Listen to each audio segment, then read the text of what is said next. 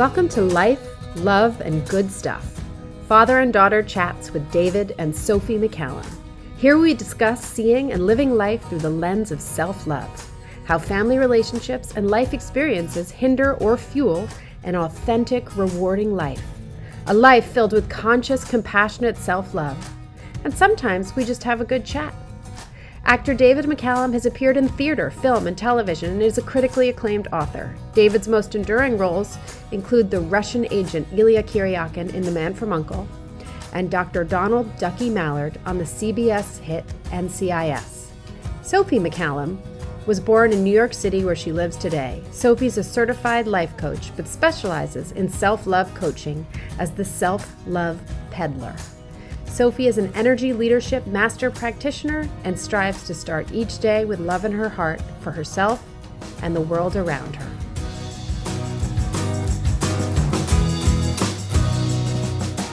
Podcasts. God, I've only discovered since we've been doing this how many podcasts there are in this world. Just a few. Just a few. It's just a few. I mean, clearly the best one is right here. Zoe's starting one next week. That's my dog. Okay. Be sure to make sure that Zoe sends a link to Nikki. Nikki, yeah, cat. Describe to me your faith. My faith? Describe to me my faith. I believe that human beings have the capability to improve where they are, what they do, and what they leave behind. And I think the goal in life is to leave it better than you found it. And there is life and there is death. If there's a fly on your arm, you can blow it and watch it fly away, or you can zap it. I tend to blow it away. If I can't create something, I don't destroy it. I would say fundamentally that's what my faith is. And it's got nothing to do with your favorite subject that you're avoiding. It's faith in the only thing we have, which is us. It's people. People have the capability to do anything with what they're given. And if they haven't got it, go out and get some more. I mean, I've always made a joke about the McCallum motto is, I'll do my best, and if that's not good enough, I'll do better. You know, it's that, I don't know, you know, there are times when I fall off the beaten track and, you know, have another glass of wine or whatever. But basically, you know, it boils down to take care of Jack, because if you don't care of Jack, you can't take care of anybody else. Jack, so you being me, you know, you've got to improve yourself, which is why I take my hat off, if I wore hats, to you for what you're doing with your love peddler. Let me ask you, have you felt as if you have never lived up to your true potential? Do you hear a voice inside telling you that you're destined for more? Are you craving to love yourself more and live a fuller life? Welcome. My name is Sophie, and I'm your personal self-love peddler. I've created a program that allows you to forge into your most authentic life by guiding you on how to fully self-love. When we love ourselves and hold the space needed to learn about ourselves, our internal voice becomes crystal clear. When we start to listen to that voice, we begin to start living the life of our dreams. The path to getting there is paved with self-love. If you're a woman who does not stop to tune into self-care, to listen to yourself, if you ignore all the red flags and all the signs telling you that you are worth more, then you are exactly who this program is meant for. With the Flourish and Fly Learning How to Self-Love program, you will finally find the answers you have been seeking inside of yourself. We know children and even plants grow and learn best when surrounded by love, compassion, and encouragement. Guess what? So do grown-ass women. The women who work with me learn to nurture their true selves by turning their love inward, to grow and learn, to flourish and fly. If you're struggling with self-love and are nodding your head, yes, please click the link below and join me inside of this program. I cannot wait to guide you to flourish and fly with love. Which I haven't quite got it's a good, anyway, that's not important. It's the whole effort to help people and to improve things. And that's why, to go off at an absolute tangent, I love Bach, the music of Bach, and I love, obviously, all the follow-ons of Mozart and Beethoven and Brahms, and just the musical complexity of all that, and listening to Glenn Gould play the piano. And then when you get to atonal music, when they decided to throw all those original rules out, and then you get to modern music, and you get to now music, which is somebody trying to break rocks with the drumstick and somebody else playing a guitar, the same as every other in the world is playing a guitar. It kind of destroys the image of what that precious creation that Bach did with his 22 children and all the rest of his crazy life that he had. It's something that I notice. I see destruction all the time. I mean, when they built this house next door, we went to landmarks and did everything we could to try and stop it, because they were going to put up the most hideous looking house you'd ever seen in all your world, in among all these beautiful brownstones. It was wrong, but it didn't make any difference. I mean, there's a house there now that they put up, which is a compromise, which they've been trying to sell for 30 years or whatever. But, you know, you're aware of things in your life from your perspective that you think is an improvement. And then you have your mother and, you know, your brother and other people who don't necessarily follow the rules that you think they should be following. It's all wrapped up in the idea that human beings can improve themselves, and lay off improving others. Just take care of yourself. It's like parenting. You parent by example. You don't parent by telling people what to do. I don't like something you said just now. You talked about the destruction all around you. You talked about the, if I'm understanding you correctly, and please correct me if I'm not, as I know you will, Bach to Kanye West, I would imagine. Are you talking about my band? No. People, phew, 4-track made the cut. But I think I understand maybe the rap that my kids listen to or whatever, and I do too. But that evolution of change, it's not destruction, it's metamorphosis. And, you know, I personally, that building they wanted to put next to you, the original one, I thought it was beautiful, and I thought it was modern, and I thought it was architecturally really interesting. And I would have loved the juxtaposition of that between these old buildings. And I think part of the reason what they finally built hasn't sold is because it has no identity. It goes back to what it's trying to be. It's my whole business is be who you are, because you can't be anyone else as well as you can be yourself. And that building that they built, to me, is this sort of sort of like what's around it, but without the craftsmanship of what they had 100 years ago. I just, you think about, I mean, New York, I was watching that Ken Burns documentary, which I off and on watch all the time. And I think it's Walt Whitman who said that, you know, if you could videotape, he didn't say videotape because Walt Whitman did not know from videotaping. So he said, if you could watch over time the change of the city, it would be like the breathing lungs of creature. Because even back then, things were burning and growing and constantly changing. And that's one thing I love about New York, is how there's that energy running through the city that is constantly moving and changing.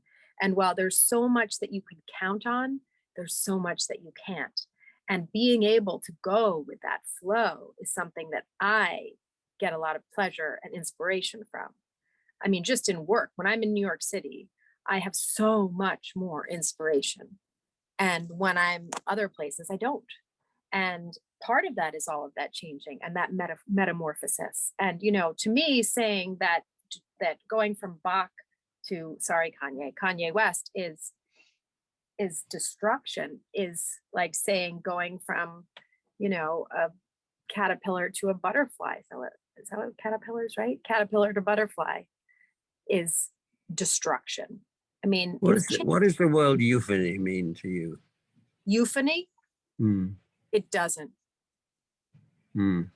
Oh, What is it? Yeah. Well, Not there's specific to me. I'm always learning, Dad. yeah, and I know I was hoping you would come up with a definition, because I'm going to have to go away and look it up, because I think it's the right word, but I'm not sure. There was something in everywhere you went. There was a silhouette of New York City. It's been all my life, and it was always those buildings, you know, the Empire State Building standing there very majestically, and now there's a sort of fake San Gimignano effect going on here in New York, with these pintle, as the Scottish ladies used to call it, pintle buildings going up into the sky, and it destroys the euphony. There's a, I don't know, you know, if you look at a Corot painting and every single detail of it, there's nothing on there that destroys anything. And I'm using the word destroys, gets in the way, as opposed to actually, I don't really mean this. But don't you think getting that rid when of. the Empire State Building went up, there were people who thought, oh my God, what destruction? Absolutely. But that's probably, you know, you're talking to me, you're not talking to anybody else.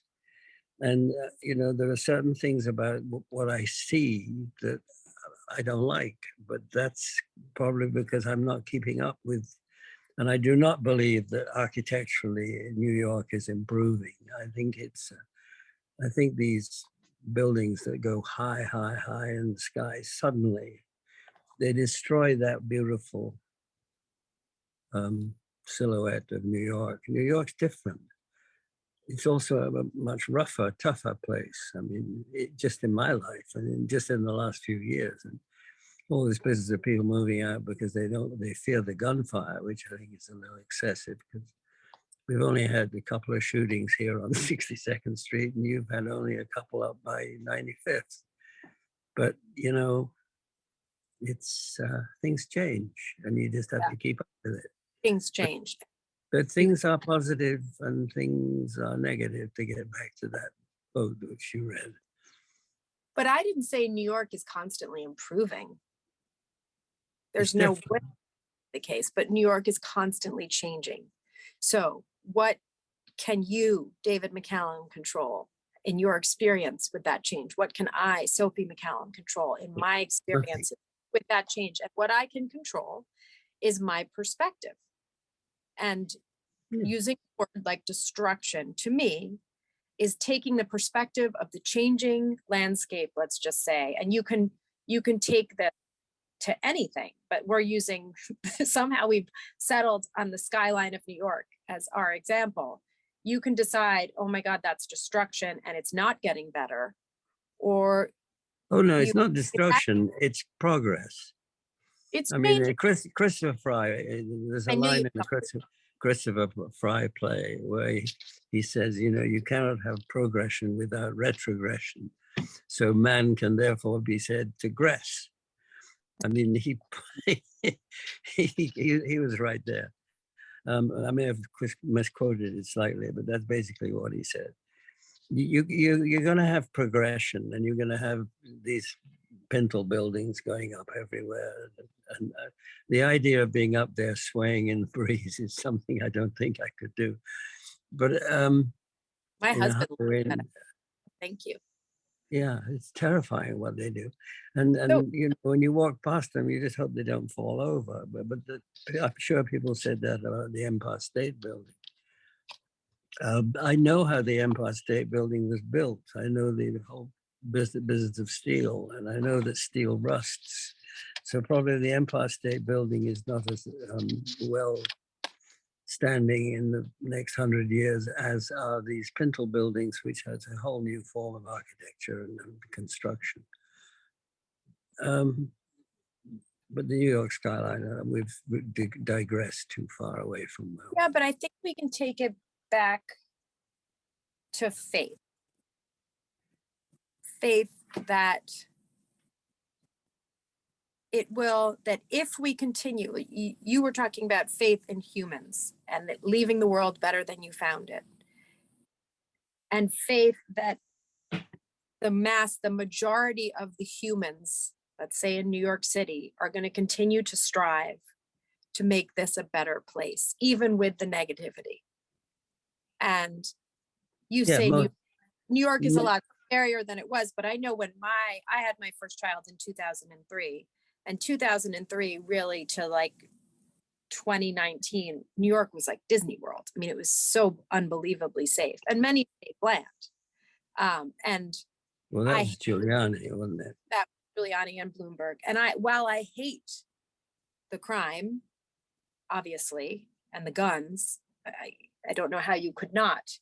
I love that I can go into Central Park with an amplified instrument and the cops look the other way because they've got bigger fish to fry. It has brought back some of that sort of loosey-goosey culture of the 70s in art and what was kind of what you can get away with non-violently, that has put some color back in the city. So I'm just, again, I loved that when my children were growing up, it was as safe as it was.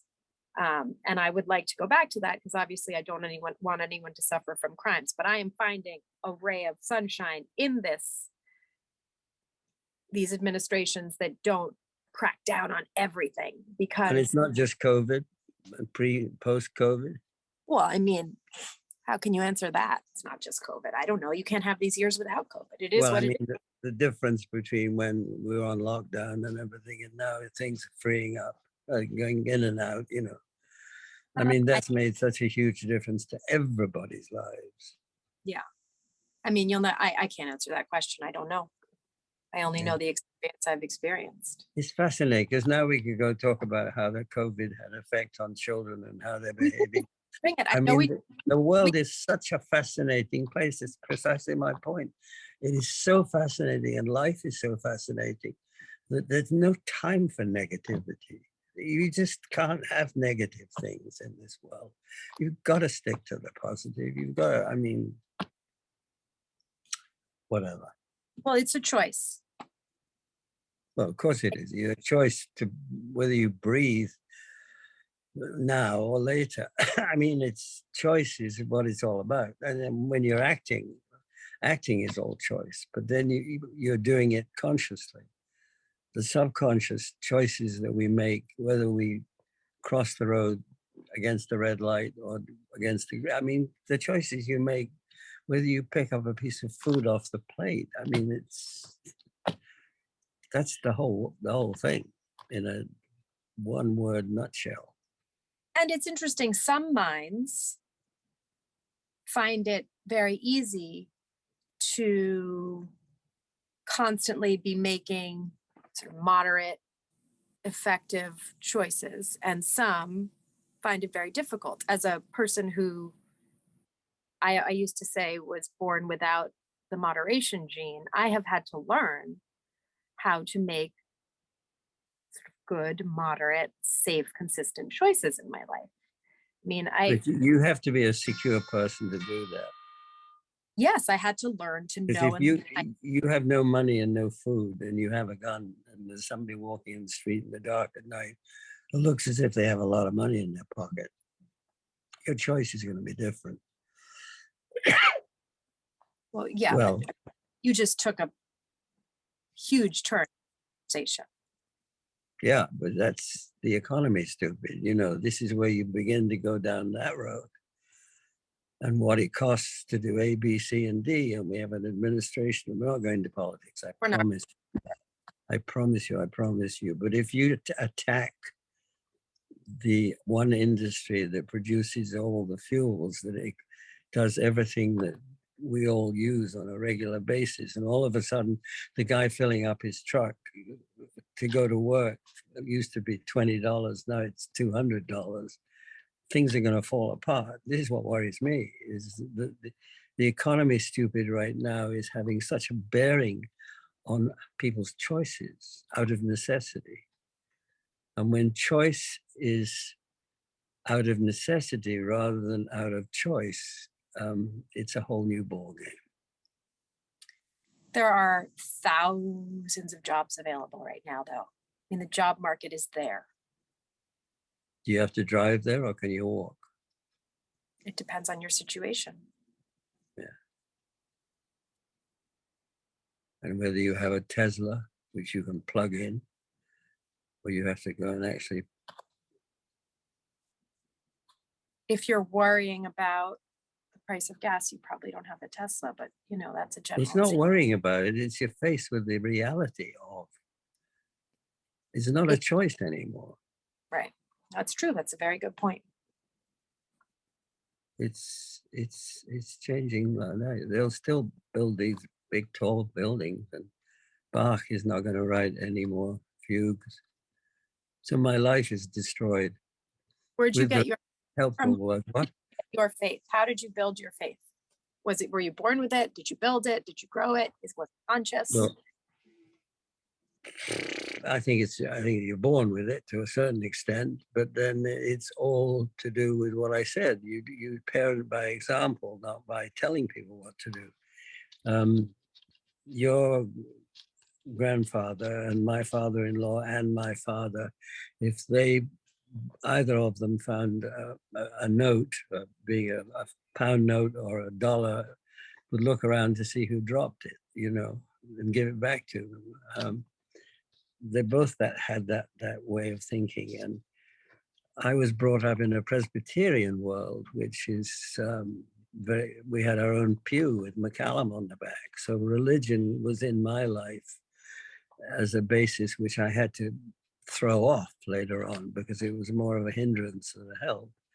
But the parameters that I was given as a result of that produced an honest individual, I hope, with people that gave me good advice. Parents that my mother said, leave them alone. Let them do it. If they need help, they'll come to you. Feed them, clothe them, keep them warm, give them a good education, and let them take care of themselves. When people come home with homework and every parent says, have you done your homework? It's got nothing to do with the parent. The homework is something that the child does in relation to the school. And nobody ever went anywhere near me when it was with homework. I had to do it. Sorry to interrupt, but I try to stay away from my kids' homework. I mean, I only have one child at home now. But schools now want tremendous parental involvement. And I am so against it. And also the schools want to become parents. Yeah, it's almost a reversal. But I don't approve. Sorry. I don't. But yes. I don't have. I just have to find the teaching opportunity for my child, and find a path that works for me and stick to my guns. That's the other thing, is if you don't approve of some situation where things are going to be done differently than how you think they should be, you can stick to your guns and your values and your faith without anger, resentment, or judgment of the other person, and stay in your lane. But that takes self-love. That takes self-awareness. That takes self-confidence, which is something we spoke about early on, a confidence being something that you acquire rather than be born with. Faith also, I believe, you acquire over time. And so while you might not approve of something, if you know what you do approve of, you can participate and be part of a community without judgment. Yeah, I can have an opinion of somebody, although I don't judge people at all. If I Opinions are can. not judging. Opinions are, this Yeah, but is, judging is judging. I mean, you're using the word. and going back to energy, which is something you and I have spoken about before this recording. You have energy throughout your day to do the things you need to do. Last, I think I I drove 20 wish. Yeah. picking my, sorry. I I drove 20 hours or so last week picking up kids from various places and getting my summer. And just sitting in the car, um, listening to books on tape and singing along to music, I'm not moving a lot, but after those 8-hour drives, I'm exhausted. I have no energy. And I've been focusing all day. You're just sitting there, but your energy gets drained because you don't even realize all of the different ways you're using it on a drive to keep yourself and those around you safe. And we have so much energy every day, and we can do activities that also feed our energy, eat healthy food, move our bodies, um, surround ourselves by people who nurture our souls and activities that nurture our souls. But when you get into judging and negative thoughts about yourself and others, I find that destroys my energy right away. If I encounter someone that does not resonate with me, I am at a point now where I am so aware of the feelings that I may instinctually have about them. And I instantly think, what can I learn from this person? I don't want to judge this person. They're going to go live their lives. Hi, we still are talking. Can you go in the other room, please?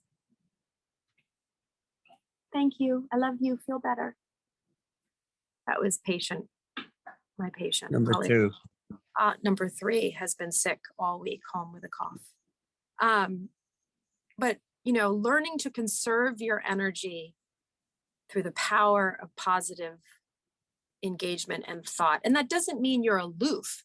It doesn't mean you're not recognizing that there are things that don't work with your values. It just means you don't have to judge them. And you don't have to believe that you know better. You just have to believe that you know you. And that's Well, that's what they say. They say you suffer fools gladly. Yeah. There's a saying out there. My mother would have known every single saying. She came up with them all the time. Hi, this is Sophie McCallum, and I just wanted to take a minute to thank all of the absolutely exceptional fans of my father's who have been listening to my podcast. I am the Self-Love Peddler. You can find me at selflovepeddler.com. And I work with women, as you know from listening to my podcast, to help them uncover love for themselves so that they can truly get to know themselves, so that they can have these lives that flourish into their wildest dreams. So I didn't originally set out to do a podcast with my dad. I did a podcast with a lot of different people, but the podcast that I did with him, that one episode just resonated with me so much. I just had to keep going. I am so very, very, very blessed to have him in my life and to have my mother in my life.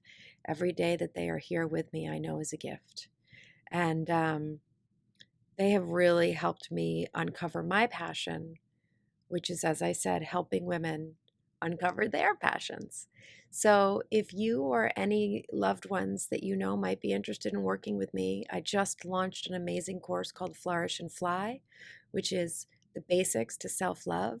It's a super effective, fun, and efficient course that I really enjoyed making. And even when I watched it to make sure everything was in order, I got so much out of it as a viewer. So that was really rewarding to create something and then to profit from it in my proof watching, if you will. I work with women of all ages. You may have granddaughters who you see on social media all the time or on their devices all the time. I know that can be really scary for those of us who don't really know what's going on there. It's a tough time to be a young woman growing up. all women are told that the future is female and that they hold all the cards, yet at the same time they have food, fashion, and diet industries telling them that they're not good enough and that they need to change to be worthy. So it's a tough time. There's a lot of dialogue coming at women from different directions, women of all ages.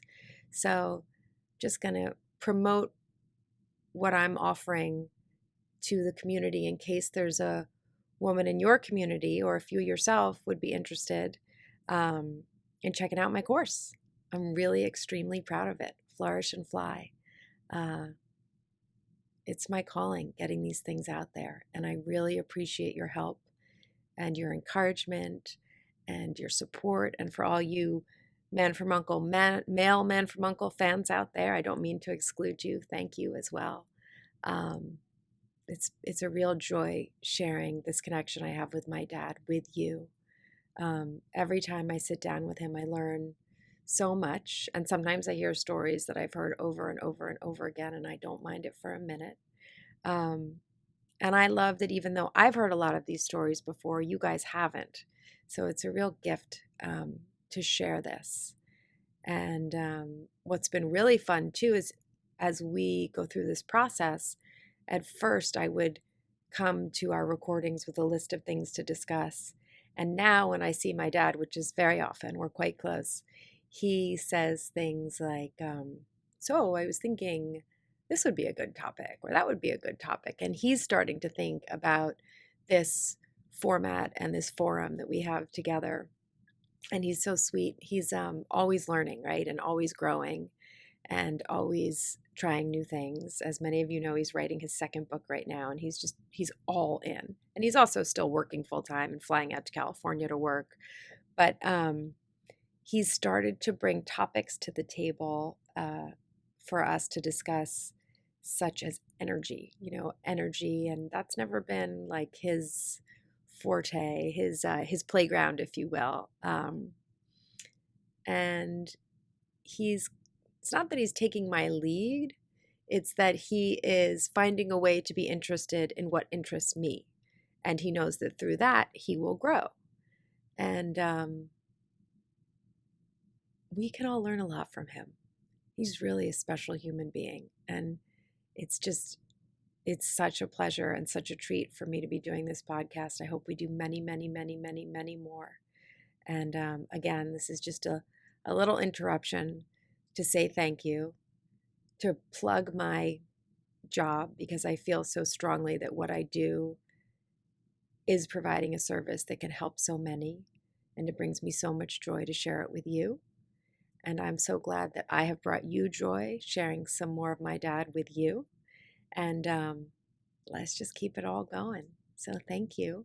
And more to come, I promise. Keep on listening and keep on being your awesome selves. I really appreciate you. Thank you for spending time with us today. Please hit the subscribe button so you're notified each time a Life, Love, and Good Stuff Father and Daughter Chats with David and Sophie McCallum podcast drops. Until next time, remember to lead with love.